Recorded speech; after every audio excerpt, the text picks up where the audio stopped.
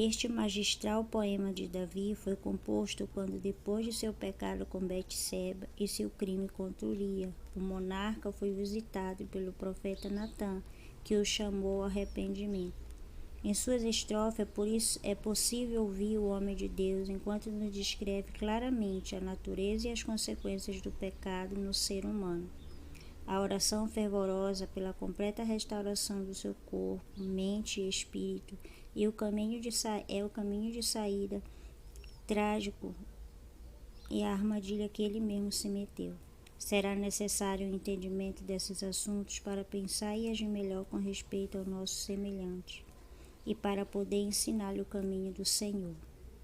A oração de Davi nesse salmo pode ser dividida em 6 partes. Na primeira parte, do verso 1 e 2, Davi se refere a um remédio para a maior necessidade do ser humano, que é o arrependimento. Ele entende que nada trará paz à sua alma, luz aos seus olhos e alegria ao seu coração, até sentir o completo perdão de Deus. Seu único pedido é compaixão e misericórdia. Não pode dizer, meu Deus, como em outros salmos, mas só, ó Deus. Somente Deus é fonte de perdão e nisso que ele confia. Ninguém pode orar por perdão até reconhecer que o ser humano nada pode fazer para obter alívio da sua vida. Davi chegou-se a Deus com o coração contrito e humilhado, orando com todo o fervor de sua alma e revelando todos os seus pecados diante de Deus. Cada pecado era negro e horrível.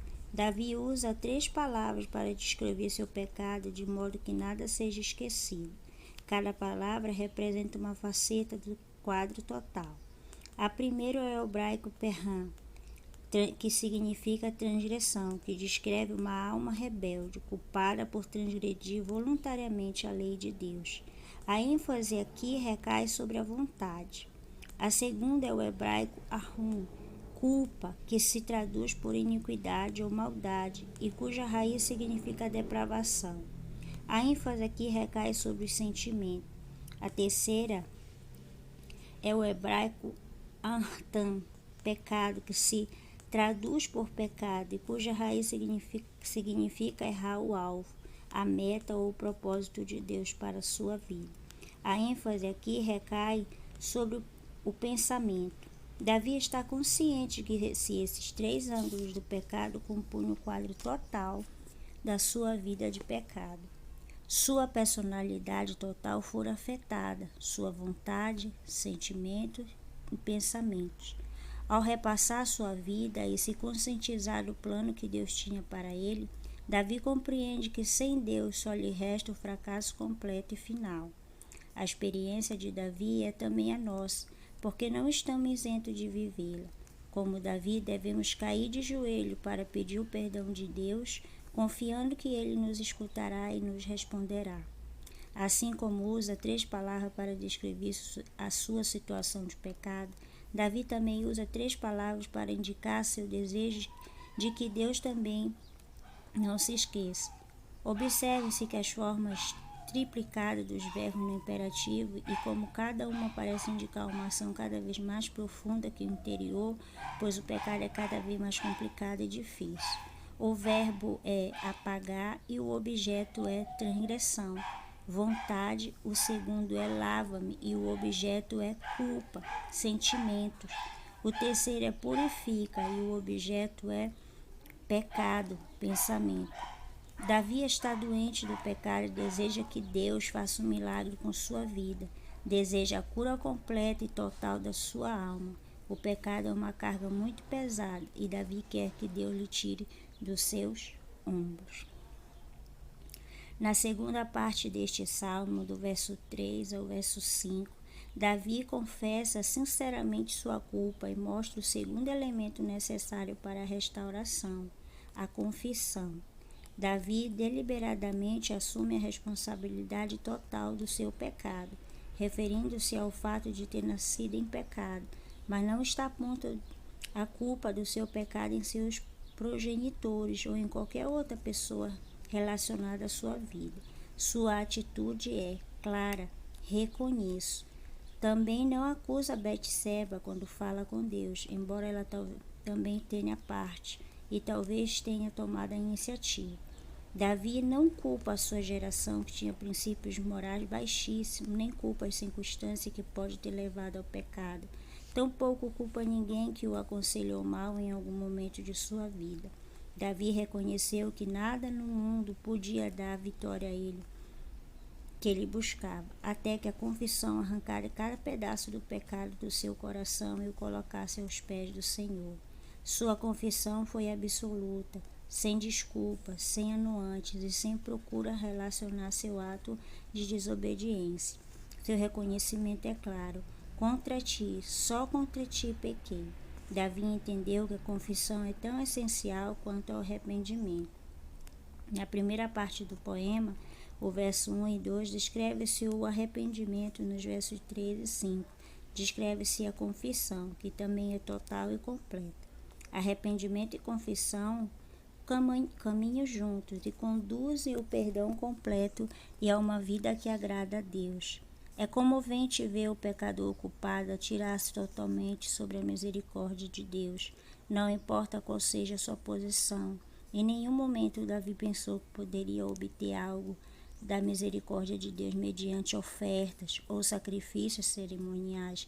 Tampouco passa pela cabeça que a salvação podia ser comprada com qualquer ato ritual ou algum sacrifício animal. Nenhum remédio ritual ou religioso poderia ser colocado sob o câncer do pecado, esperando que seja curado. Davi sabia que seu Deus exigia mais que os esforços externos e materiais para alcançar a restauração. Na terceira parte deste salmo, do verso 7 ao 9, Davi roga por uma limpeza que lhe torne digno da presença de Deus em sua vida, que é a restauração. Davi deseja ser digno de ocupar esta posição sagrada. Ele está relutante em ser recebido por Deus e logo se envergonha por causa dos seus pecados. Tem esperança de que Deus o leve de novo à decência moral e em seguida continuará com a limpeza total, de modo que o olhar divino possa ver a pureza em sua vida. Davi não busca as aparências externas, mas deseja que os seus instintos espirituais internos sejam santos e justos. Ele deseja ver seu corpo, mente e coração limpo, de tal maneira que Deus não se ofenda. Davi não só roga por perdão, mas também por esse tipo de pureza que o colocará em seu antigo lugar no plano de Deus para a sua vida. Ele deseja a alegria espontânea da alma ao confrontar aqueles que o rodeiam. Não devemos nos conformar em ser cristão medíocre, mas como Davi, devemos nos impor um modelo alto e sublime, digno de ser seguido. Davi não só deseja que o seu coração e sua vida sejam limpos, mas que Deus purifique-o como isopor, o corpo, a mente e o coração recém-limpo, de modo que todos conheçam a aprovação divina sobre sua vida. Ele queria o carimbo, o selo divino de aprovação sobre ele. Davi deseja o selo sacerdotal da aprovação em sua fronte, como indicação de que agora está em uma correta relação com Deus, depois do perdão e da limpeza operados pelo Senhor. Na quarta parte deste salmo, Davi roga que a alegria volte a estar com ele, com o que está pedindo a bênção da santificação.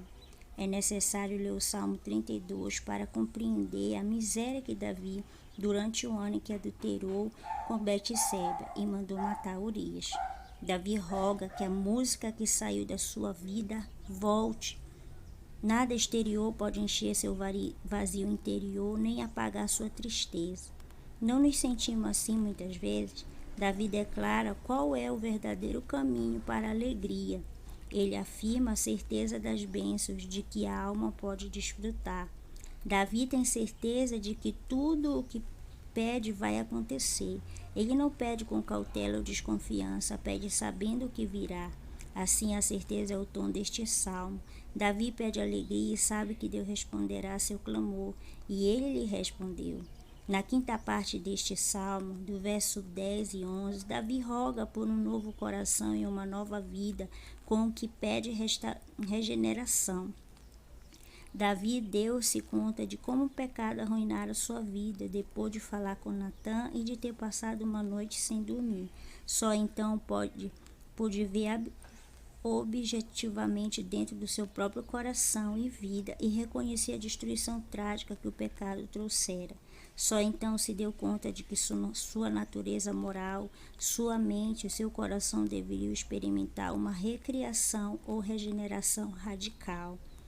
Davi deu-se conta de como cada vez mais dependia da racionalização das desculpas da ginástica mental para aliviar sua consciência e para aparentar dignidade.